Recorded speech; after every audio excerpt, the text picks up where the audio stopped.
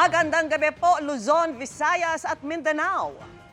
Nagrigodon sa huling araw ng sesyon ng Senado kanina. Binakante ng mga dumalong senador lahat ng posisyon sa Senado, kabilang ang Senate Presidency at chairperson ng mga komite. Kabilang sa mga dumalo ang 11 dating minorya at si Senador Cheese Escudero, habang wala naman ang paksyon ni Senador Alan Peter Cayetano. Itinalaga ng mga nasa sesyon si Senador Sherwin Gatchalian bilang acting Senate President at Senate President pro tempore. Ang iba pang update kaugnay dyan sa pagtutok live ni Sandra Aguinaldo. Sandra? Vicky Emil Cara, may malaking sorpresa nga na naganap dito sa Senado at yan nga po yung pagdating ni Senador Cheese Escudero at siya po ay sumama dito sa minorya na ngayon ay tinatawag na new majority. Alas 3 ng hapon, dumating sa session hall ng Senado ang 11 minority senators. Gaya ng nagdaang 2 araw, hindi sumipot ang mayorya na kinabibilangan ni Senate President Alan Peter Cayetano.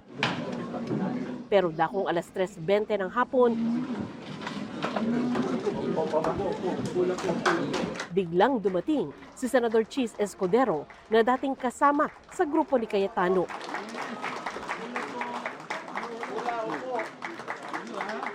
Niyakap siya ng ilang senador.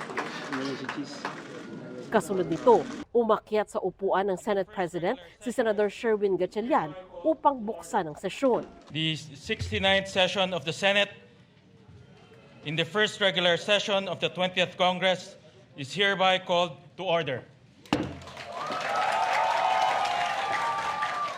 Ang Senate Secretary na iniluklok ni Cayetano ang dapat magsasagawa ng roll call pero tumanggi ito. The Secretary refused to call the roll. Sa pag-anib sa kanila ni Escudero, ang dating 11 minority senators naging 12, bilang na mas marami sa 10 ng grupo ni Cayetano. With 12 senators present, the chair declares a quorum. Mr. Presiding Officer, I move to declare all elected positions in the Senate vacant. Is there any objection? Duly seconded. The motion is approved. Kasunod, naluklok si Gatchalian bilang Senate President pro tempore na kaagad nanumpa. Si Senador Mig Zubiri naman ang chair ng Senate Committee on Rules at ng Committee on Foreign Relations. Si Senador Erwin Tulfo itinalaga bilang chairman ng Blue Ribbon Committee at Social Welfare. Si Senador J.V. Ejercito ang chairman ng Finance Committee. Senador Tito Soto, chair ng National Defense. Senador Ping Lacson, chair ng Public Order Committee and Accounts. Si Senador Raffy Tulfo, chairman ng Public Services. Senador Bam Aquino, chairman ng Basic Education. Si Senador Kiko Pangilinan ang Committee on Agriculture. Senador Ariza Ontiveros sa Health. Senator Lito Lapid, Games and Amusement. At Senador Cheese Escudero sa Committee on Housing. Itinalaga namang Senate Secretary si Ray Bantug. At Sergeant at Arms naman si dating Police Major General Alfredo Soto Corpus.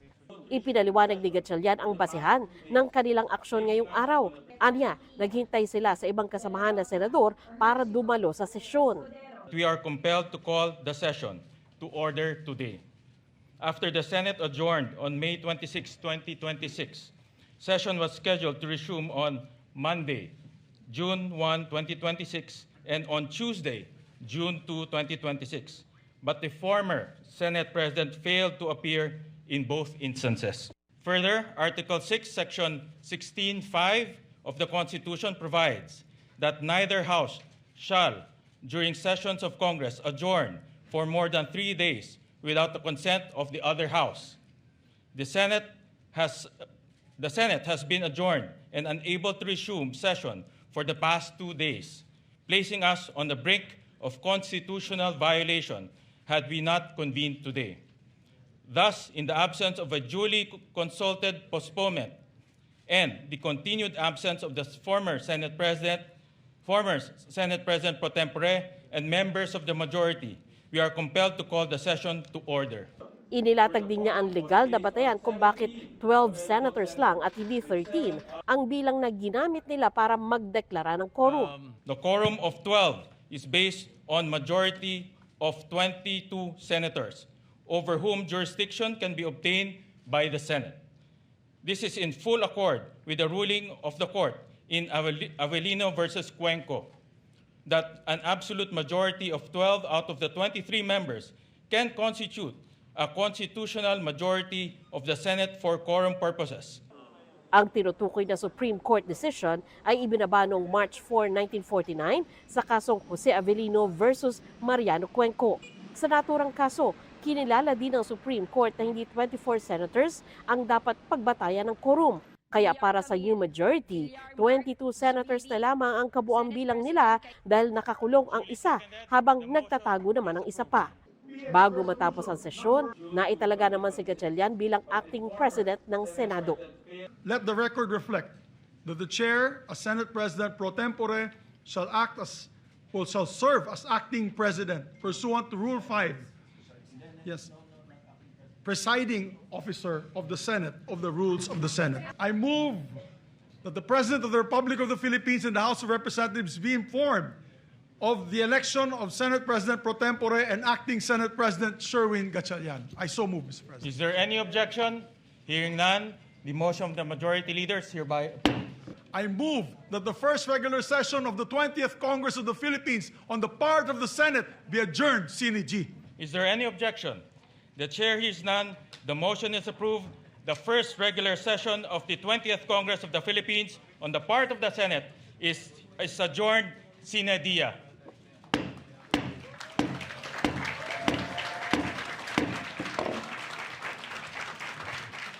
Sa press conference ni New Majority spokesperson Erwin Tulfo, pinaliwanag nito na nananatiling Senate President si Cayetano dahil hindi nila nakamit ang bilang ng 13 senators para maalis ito sa pwesto. We cannot touch the Senate presidency because we don't have 13. Pero pagkatapos ng press conference, naglabas ng pahayag ang bagong Senate Majority. Nilinaw nila, hindi na raw si Cayetano ang Senate President dahil diniklara nilang bakante ang lahat ng posisyon, kabilang ang posisyon ng Senate President. Hindi lang daw naihalal si Gatchalian bilang Senate President dahil kailangan ng 13 na boto ng mga senador sa ilalim ng konstitusyon. Sa isang pahayag, nagpaliwanag naman si Escudero sa kanyang naging pasya. Anya, hindi na raw katanggap-tanggap ang nangyaring impasse o deadlock sa Senado. Hindi raw pwedeng manatili sa ganitong sitwasyon ng Senado dahil naapektuhan na ang mismong kakayahan nitong gampanan ang tungkulin sa bayan. Kapag masyado na raw masidhi ang dibisyong politikal at naapektuhan na ang kanilang mandato, kailangan na raw unahin ang Senado bago ang sarili. Pero sinabi rin niya na wala siyang sinasamahan o iniiwan ng grupo, pangkat o paksyon. Sabi naman ni Gatchalian, kasunod ng nangyari kanina, meron na daw ngayong functioning Senate. Ang gusto namin bumalik na sa trabaho. Hindi tayo pwedeng ganito for the rest of our lives. Ang dami nakabinding na legislation. Nang tanungin naman kung paano nakumbinsing sumama sa kanila si Escudero, paano nyo na-convince si Senator Cheese, sir?